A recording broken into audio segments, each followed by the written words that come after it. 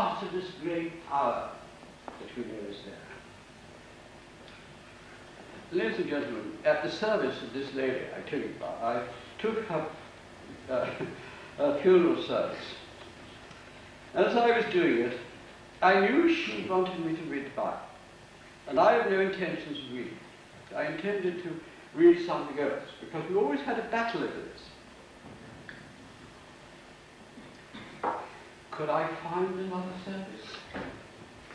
Everything I picked up, there was something wrong with it. And in the end, I decided to read Spiritual Gifts from Corinthians.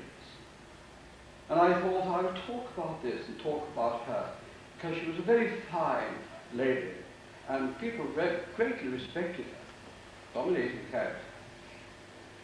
You know, ladies and gentlemen, I made 3 mistakes in reading that. And I realized when I was making them, I apologized. I have to keep apologizing. I'm terribly sorry. You know, that isn't correct. You know, that word that I just said isn't correct.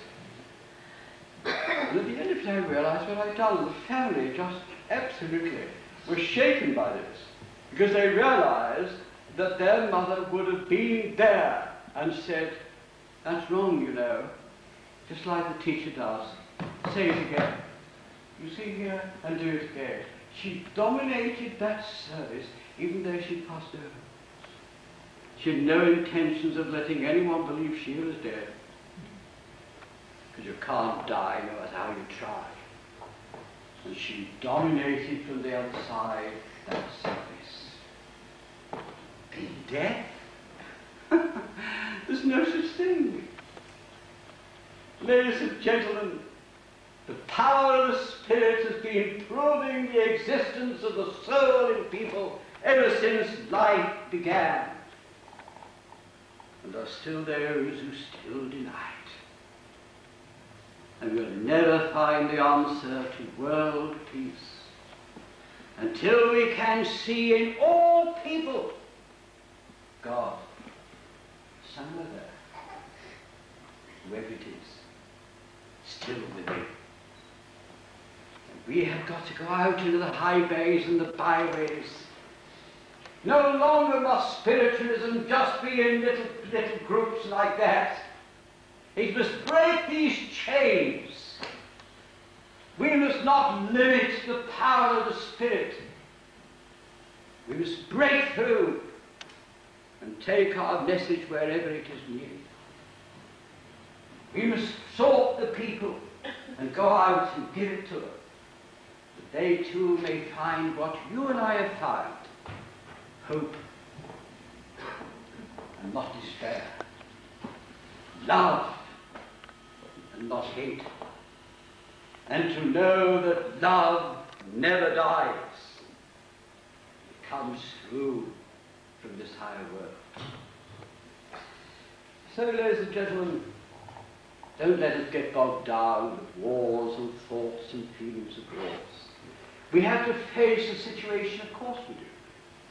But as spiritualists, we not pray that other people will fight our war for them, but we enlist to the great army of the Spirit, that we may be moved by the Spirit, that we may be helped by the Spirit, that we may be able to play our part and know that each of us can do something by loving and caring and being.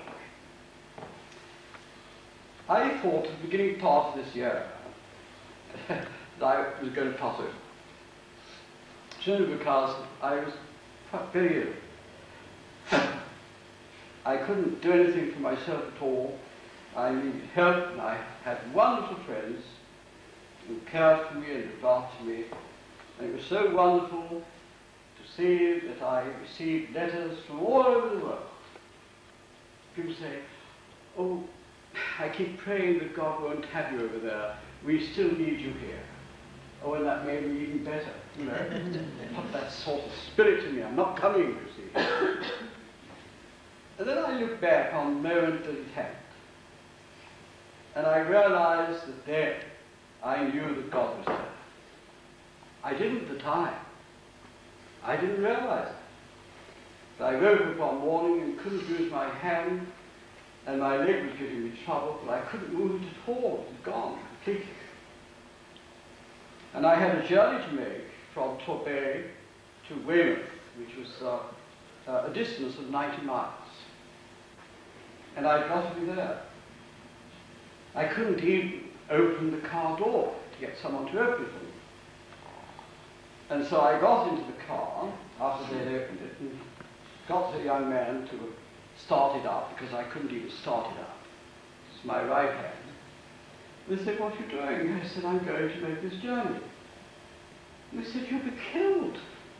I said, "Well, if I am, it's just too bad. At least I can make the effort." I don't remember anything at all. It's following me, which I didn't know.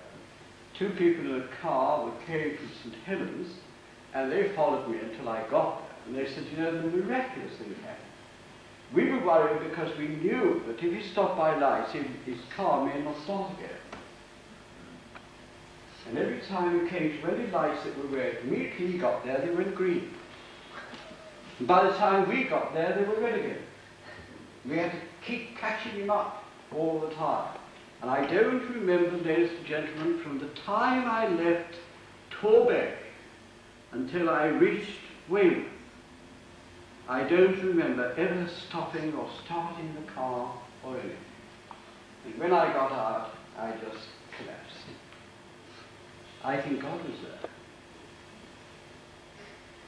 I think we have those moments.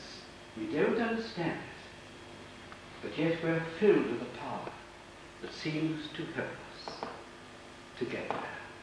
And when I got there, of course, I had many friends there who really helped me and cared for me, and I was able to eventually go back home. But only after 3 weeks of great care. But, ladies and gentlemen, I believe God knows.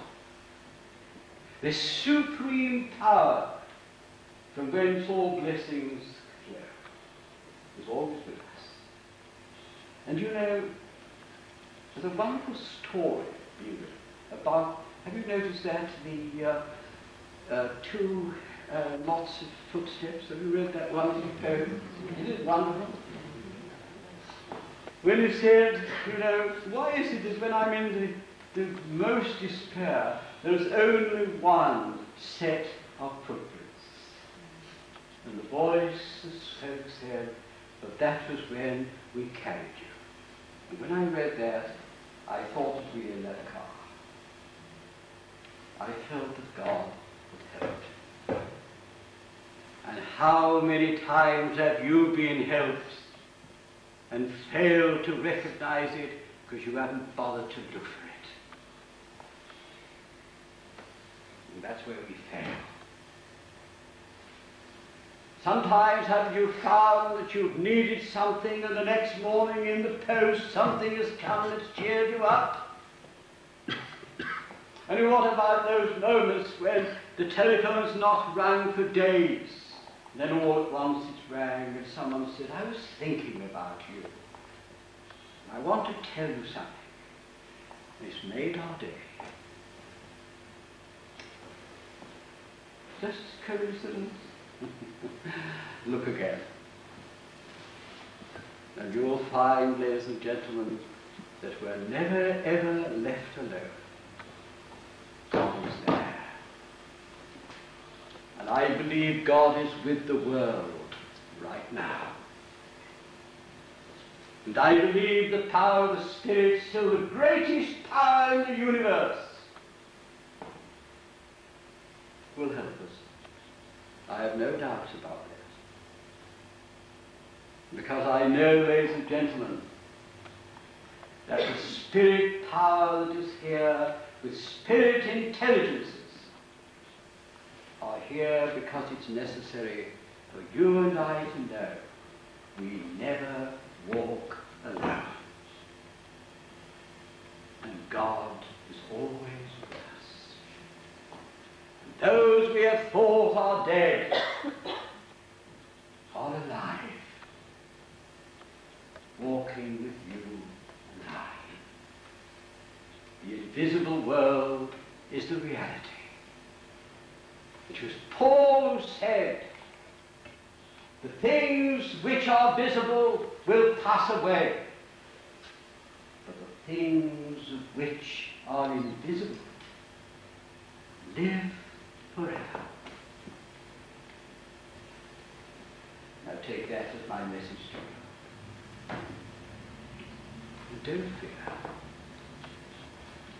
Smile at life. And life will smile with you. Don't grieve. Don't let your hearts be broken. Keep them bravely ticking on. And you'll get through. Well, that's it. What time do I? What time?